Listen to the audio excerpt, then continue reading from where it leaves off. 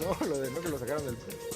Auditorio, gracias por continuar con nosotros en su programa Expediente. Estamos en la edición 511 y pasando a otros temas y temas serios y que realmente han llamado la atención de la sociedad campechana. El periódico Tribuna esta semana maneja que hay casi 4,000 casos de niñas estudiantes embarazadas, y esto de acuerdo a información que revela la presidenta del DIF estatal, Adriana Hernández de Ortega. Y desafortunadamente, auditorio, también hay que comentar que ya esta semana suman 45 casos de suicidios, una situación verdaderamente lamentable y que ha llamado la atención, sobre todo porque 2 de estos suicidios que se han dado en los últimos días fueron de niñas de 12 y 14 años, la de 12 años de la comunidad de Isla Guada y me parece que de la de 14 años de de aquí de la capital campechana.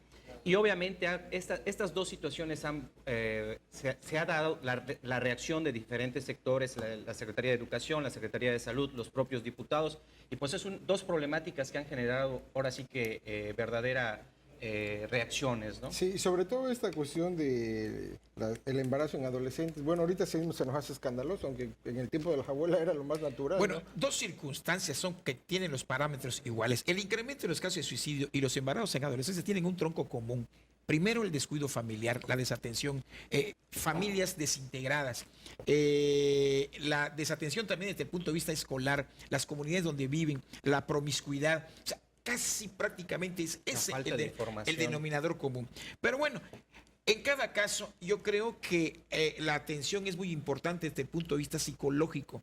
Los cambios conductuales, la comunicación interpersonal con los padres, con la gente que rodea a los muchachos o a los niños, porque hemos visto incluso que ya hasta menores incurren en ello. Lo que a mí me llama poderosamente la atención es que pese a que ser esto un lugar tranquilo, lo que tú señalabas, inclusive cuanto a nuestros padres, que una niña saliera embarazada, si fuera mayor de edad, que ahorita era un escándalo terrible. Y había que casar a la muchacha. Y mira, en ese tiempo inclusive a veces los papás sacaban una cantidad, te voy a dar 500,000 pesos y termina el asunto, era el salario mínimo en esa época de 16 pesos.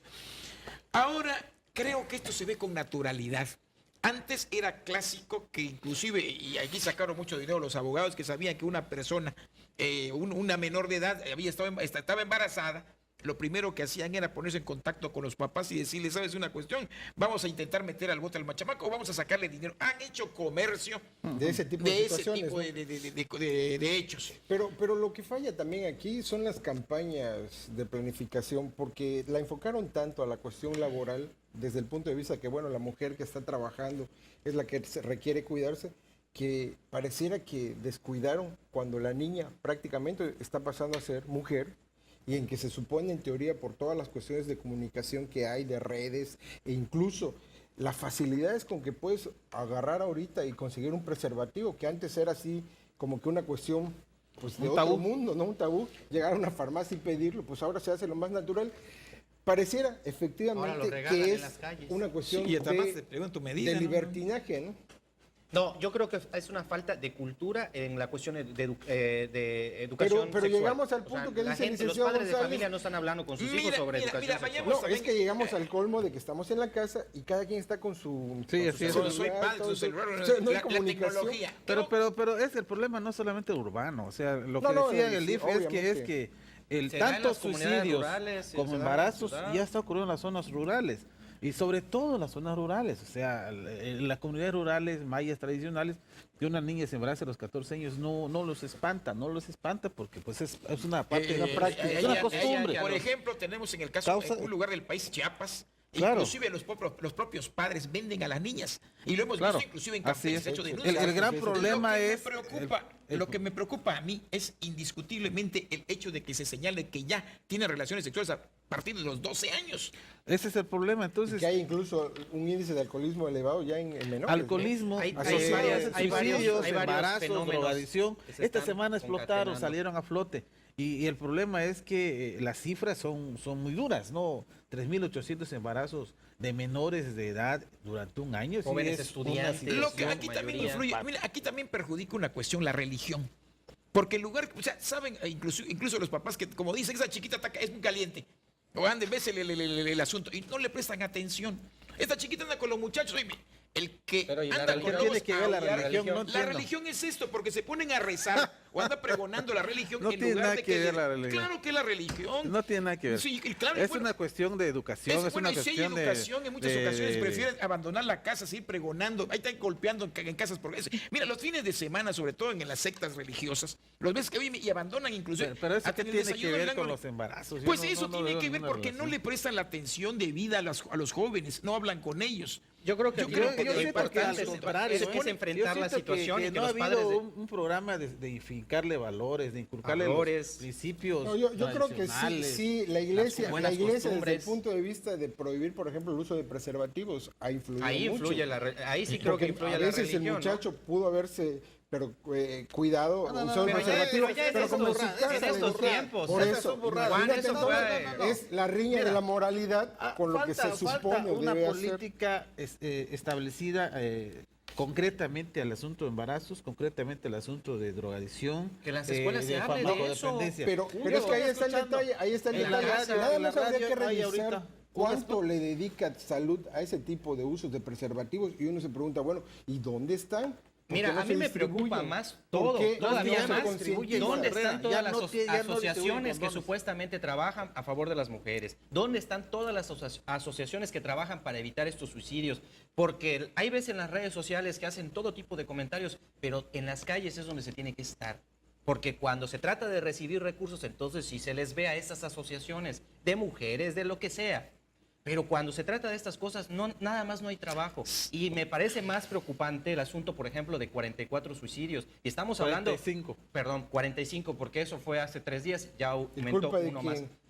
Pues no estoy buscando, yo no estoy buscando culpables. Multifactorial. Bueno, en algún momento el gobernador culpó a la tribuna. Ah, bueno. O sea, si se trata de buscar culpables, pues entonces vamos poniendo la culpa. No. Una situación es esa. Pero se tiene que enfrentar. Y se tienen que tomar acciones específicas. En el sector salud, indicadores que te demuestran que sus políticas públicas en ese entorno están fallando. Y dice uno, bueno, si destinas personal y recursos, bueno, ¿de qué se trata? Pues a lo mejor no están llegando ni el personal ni los recursos a lo que se dice que se está haciendo. Yo creo que yo creo que el problema se reside a esto, plantearle a la muchacha y al muchacho desde cierta edad cuáles son los cambios que van a haber y qué lo van a llevar inclusive a conocer su sexualidad. Pero ahí entra la iglesia y empieza a satanizar. Y no solo eso. Quítenlo del libro, es pecado, no lo hagan.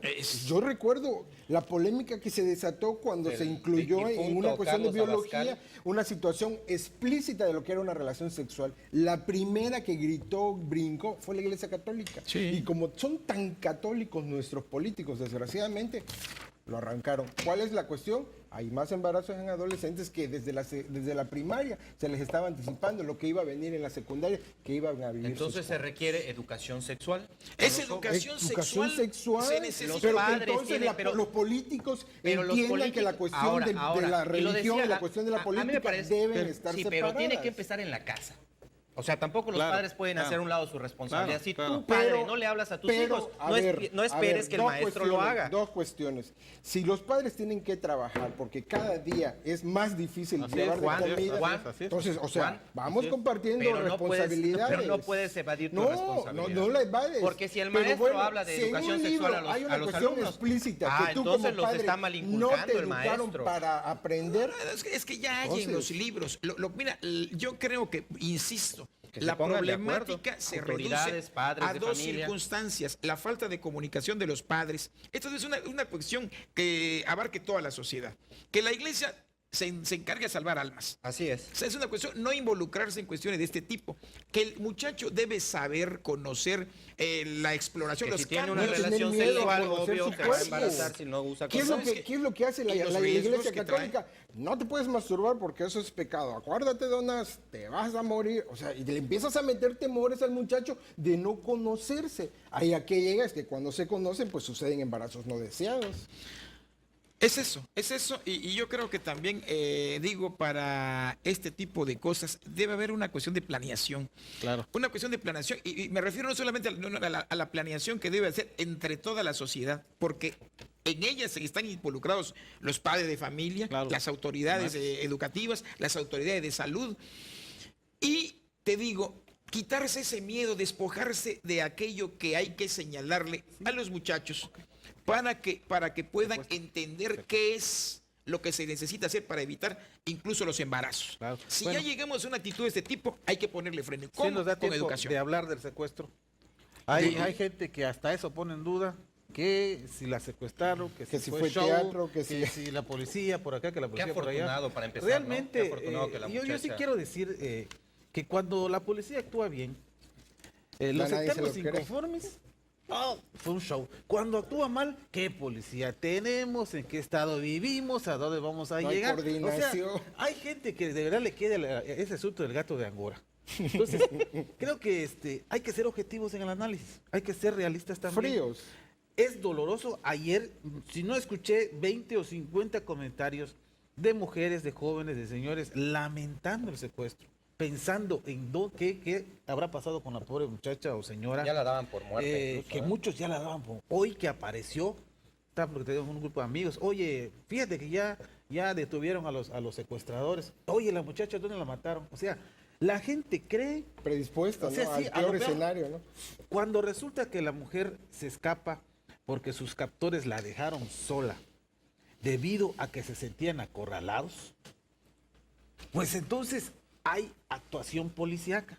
La policía cumplió con su función.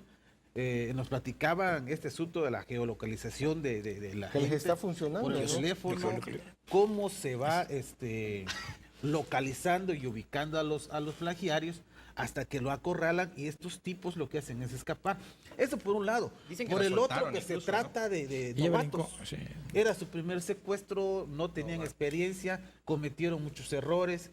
Mucho ruido, y finalmente les ganó el miedo y dijeron, vámonos antes que nos pesquen y nos agarren a balazos. Dos cuestiones para mí. Qué bueno que la muchacha está bien, qué bueno que ya está con sus papás y qué bueno que también hay esta respuesta inmediata, contundente, importante de las autoridades, porque como dice el licenciado Lorenzo, se critica muchas veces el actuar, que pues, hay que señalar los errores, pero también hay que señalar los aciertos. Y hoy el gobernador lo decía en un evento, ¿no? De que hay muy buenos, hay buenos policías, hay buenos elementos policíacos, hay buenos elementos ministeriales y aquí hay una respuesta que de esa tiene que ser contundente. Hay coordinación. Y qué bueno, de entrada, qué bueno. la Tampoco hay que caer dio, en esa, digo, las redes sociales yo las respeto mucho, las uso mucho, pero tampoco hay que caer en una ola de secuestro. Ya no hay que caer tampoco en las redes sociales. Ya estamos cayendo también en las redes sociales y me parece una religión. Y la religión, como decía Carlos Marx, Twitter, el pontífice de las redes sociales.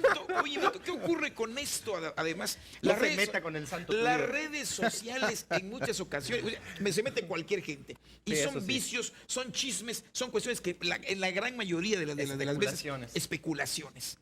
Y eso contribuye a que a veces se genere desconcierto social. Pero también habría que recordar que cuando se dio el caso de este muchachito que asesinaron, precisamente por la presión que se dio en redes sociales, las autoridades se vieron obligadas a intervenir. Pero ¿no? Déjame decir que cuando explotó el problema ya el chamaco ya estaba liquidado. Desafortunadamente. Ahí sí, desafortunadamente. Se les pasó la mano. Pero también sirvió, Lorenzo, para darle certeza a la madre de ese niño, que al menos pudo recuperar el cuerpo de su hijo, porque hubiera sido peor que estos tipos, estos asesinos, no hubieran caído en este pánico de que los estaban buscando y hubieran guardado el crimen. Claro. ¿Cuánto tiempo hubiera pasado la gente, la madre albergando esperanzas y el niño ya estaba muerto? Lo que sí me llamó la atención es que el SAR antisecuestro hace cosa de 15 días dijo que éramos de los estados que no había secuestro. Pero es que no hay paraísos terrenales. No, pero me refiero a esto. Pero cuando se le preguntó, dijo también... está preparada la entidad para hacer frente a este tipo de cosas y pareciera que está dando muestra de eso, ¿no? O sea, no padecíamos, pero si lo padecemos estamos preparados para afrontarlo. Y algo que decía el gobernador también importante, es el segundo caso de secuestro que se da. El gobernador lo dijo hoy en una declaración, no dio detalle del primero, pero dijo es el segundo que se enfrenta y se resuelve. Y se resuelve. Vamos a una pausa, regresamos.